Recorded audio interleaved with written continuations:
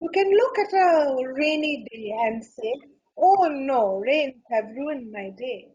Or think of it as that it's a fantastic day to have a peaceful time with a book and view from my patio.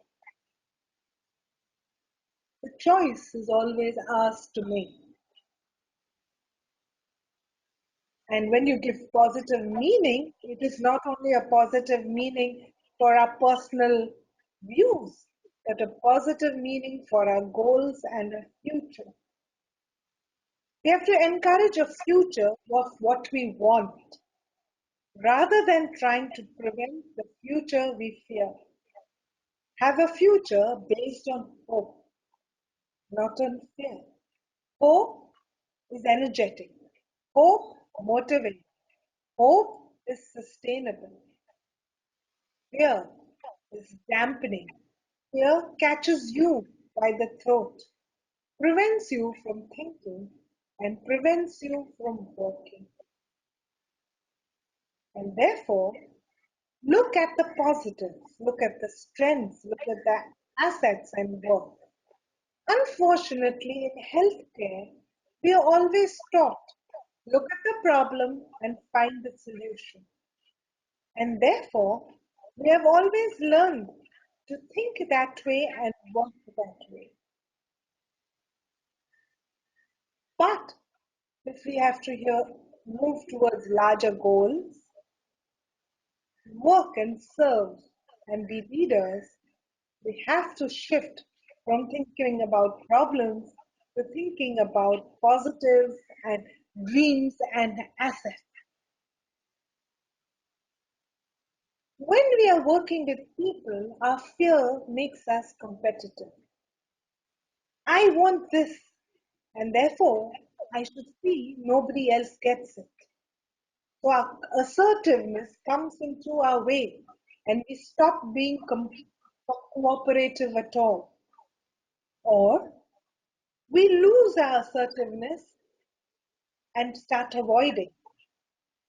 Or we become very cooperative and give up our own ideas and become accommodating. But the only way to sustain and go ahead is when everybody wins. And when can everybody win? When we collaborate. So that is the zenith of a cooperative and assertiveness, working for the benefit of everyone. So think and work win-win. It is not me versus you, it is us together. Because when I dream alone, it is just a dream. When we dream together, it is the beginning of reality. When we work together, following our dreams, it is the creation of heaven on earth. Collaboration leads to wonderful achievement. Collaborative leaders leave a trailing blaze for the community to enjoy and reap. So are you alone on this path? Never. Today, most things require teamwork. I had recently visited Bhutan and I saw this picture over there, and it is a story or a fable of four friends. There is an elephant, and on that elephant is pushed a monkey, and on that monkey is a hare, and on the hare is a dog. And it says, if the elephant wants the fruit, he usually can't manage to reach it. And it is the agile monkey who manages to get the fruit. But is it the monkey alone who can get the fruit? The bird has got the seed and dropped it and dispersed it in the soil. So it is the one that initiated it. It is the hare who looked after all the seeds, saw to it that it grew into a plant, which eventually blossomed into a tree. So for the fruits, every team member has a part to play. You may think some are small, some are big, some are important, but eventually, if the fruit is to be there, It is important every member plays his role to the best, and every member is allowed to play that role. So the leader has to see to it that the team is working. And for the team to work, the leader needs to be fair, impartial, understand people, be responsive to their needs, flexible to the situation, be able to commit to action and get others to commit to the action. Be appreciative, be flexible, and above all, take the responsibility for the team.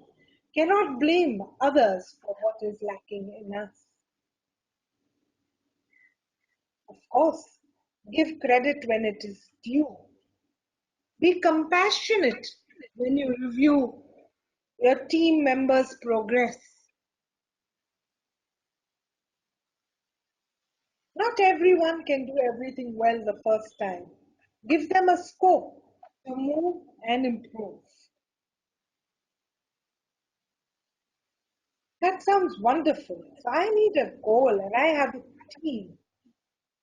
But will I achieve it? I have a dream. Can I get it?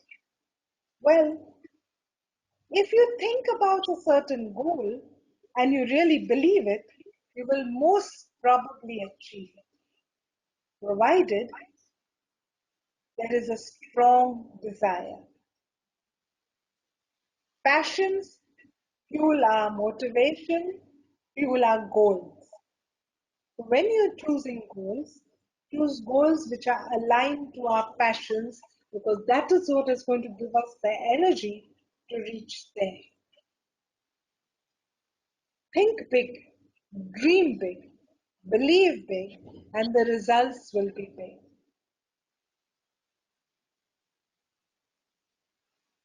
Only if you dream big will you achieve big. Only if you dream will there be a reality. Don't be afraid to dream. Don't be afraid to think big. Don't be afraid of thinking of many dreams. From those, a few you will achieve. Yes, but you won't achieve all. You may not achieve them easily. But unless you face challenges, you will never find out what are your capacities. And in every goal, in every path, there will be a challenge. Be prepared to face challenges. Be informed what could be the possible challenge. And if you do face a challenge, consult, brainstorm, find help. But most important, conquer your fear. What paralyzes people when they have a challenge is not the challenge, but their idea that they will fail. They won't manage. They'll be a laughing stock. But if you can overcome that fear, you will find a solution to the challenge and find a path of action which will help you to overcome that. And sometimes you may not. But in that case, the most important thing is learning from that situation, using those learning points for other areas of your life, and secondly, accepting blame. Unless we accept blame for things that have gone wrong and we are responsible, you cannot be a credible leader. Of course, everyone goes wrong, but being able to accept is the difficult part. So, things don't go wrong. What should one do? Turn every disaster into an opportunity. Turn every crisis into a personal triumph. How can we think about it that way? Well, crisis is defined as a crucial or decisive point or situation or turning point. So if that is a crisis, it depends on our perspective. Should we be worrying about what is now going to be different, or what we are losing out, and what was the same. So, should we think about what is similar or think about what is new? If you think about what is new, then you will find an opportunity to grow, learn, and use that crisis. At the last great meeting of species, the dinosaurs voted not to change. And you know what happened? I can't find one anywhere around the globe. Change is essential. Change is going to happen. Learning to deal with it is what we need to do. In all these processes that we are doing, we need to learn from our own experiences and to remember the power of feedback and reflection. Always ask for feedback from your friends, family, colleagues, juniors, seniors, teachers, mentors, whoever. Feedback as to where am I going? How are my goals? Am I reaching there? Many people will give you suggestions, ideas, or things which will stimulate and feed you up. Feedback on how am I going? Is this the right path? Is there something else I need to do to reach my goal? And information from I have achieved this goal, where next? Or this goal is not working, what next?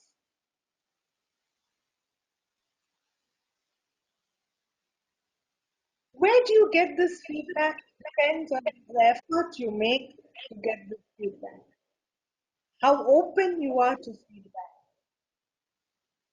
How determined are you to ask without fears about where and how you are going, without shame. And sometimes we may get this feedback even when we have not asked. But any feedback requires reflection.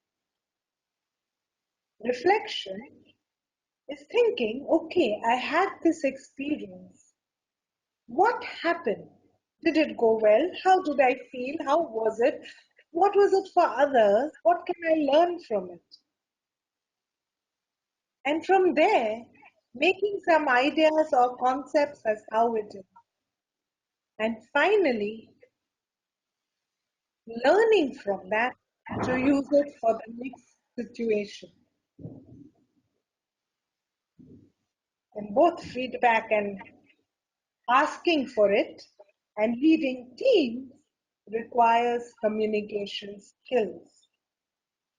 Communication is a dynamic process. We convey our thought or feelings to somebody. How they receive depends on many things, but it also depends not on what we say, but how we say. Our verbal and non-verbal body language. But most important, communication is about listening. God has given us 2 ears and one mouth. We need to use it in that proportion. And very often, we believe communication is talking, and we forget or we don't realize how to listen. Either we are spaced out, or we are selective, or we pretend to be listen, or we only listen when it concerns us. But in communication, seek first to understand, then to be understood. So when we are trying to reach our goals and be good leaders, the path may be tough. There may be many things that have to be done. Life may not be simple. There'll be ups and downs, good days and bad days. To sustain, you have to look after yourself. And nobody can do that for you. Eventually, only if you look after yourself can you look after others? Look after your physical self, have fun, enjoy life. It's a necessity. Be healthy. Learn presence. Presence is ability to take action in a crisis. And research has shown this is trainable. Learn Tai Chi, mindfulness, yoga, martial arts. All these give us the capacity to think in the moment. This is what helps us in a crisis. Resilience. Things, good or bad, success or failures, will come. But what eventually takes us ahead is our ability to survive. Survive despite the odds. Survive despite things not going the way we want. The ability to know when to bend, when to spring back. Because eventually the oak fought the wind and was broken. The willow bent when it must and survived. Having the wisdom when to bend so that we can be resilient is the next most important thing. So we realize that we have to develop skills, technical skills in our profession, conceptual skills of understanding problems, analyzing them, finding a solution, and human relations too, to be effective leaders. But how does one develop them? So we talked about what is leadership, um, we talked about the skills that are required, but how do I develop it? Of course, you can attend courses, webinars, books, easily available, free and paid, which will teach you. Get a mentor. One of the most important things in life is having a mentor. Mentors will help you to reach your goals, understand yourself, develop yourself, support you in times of crisis. You may not get a mentor on your own. You may have to ask someone to mentor you. And then begins a mentor-mentee relationship. Besides that, experience teaches. The more you do things, the more you learn. But it is not only the doing, it is the doing, getting the feedback, and getting the reflection, which helps us to learn from different experiences. So keep doing. Volunteer. Volunteer at work, volunteer in the community, volunteer in your journal club, volunteer to be a member of the team, volunteer for leadership roles, and from this will come learning. And that learning will be fueled by the reflection. One needs to work hard. Nothing comes easy in life. Not only hard, but smart. And as you work, you will develop your competencies. We all develop our competencies. Remember to celebrate your successes, even on your path to your goal.